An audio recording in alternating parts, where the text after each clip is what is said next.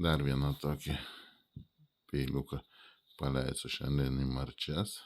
Žinau, kad jie vieni jūsų mėgstamiausių peiliukų yra ir žinau, kad juos jūs labai dėl jų konkuruojate ir statote, ir laimite, ir įsigijate, ir nebereikalo, nes iš tikrųjų pažiūrėkit, kokio plonumo geležtė, kaip gražiai suvesta, gana aštrus, nors ir standartinis, net galandinimas, bet gana aštrus, kas nenori profesionalaus papildomai mokėti, tai galima ir taip naudoti, bent pradžiai tikrai. Aišku, kai profesionaliai išgalandė visai kitaip ima, bet iš bėdos galima ir taip naudoti.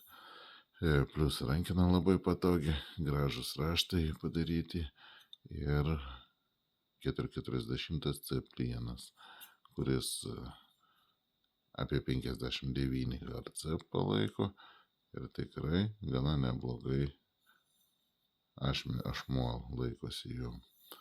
Plius nerūdijantis.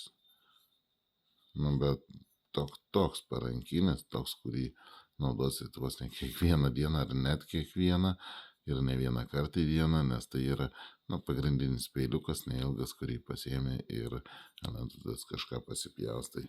Ten dešikė, agurkiuką, bet ką pasiėmus mėsikės atsipjauti. Toks va, superinis.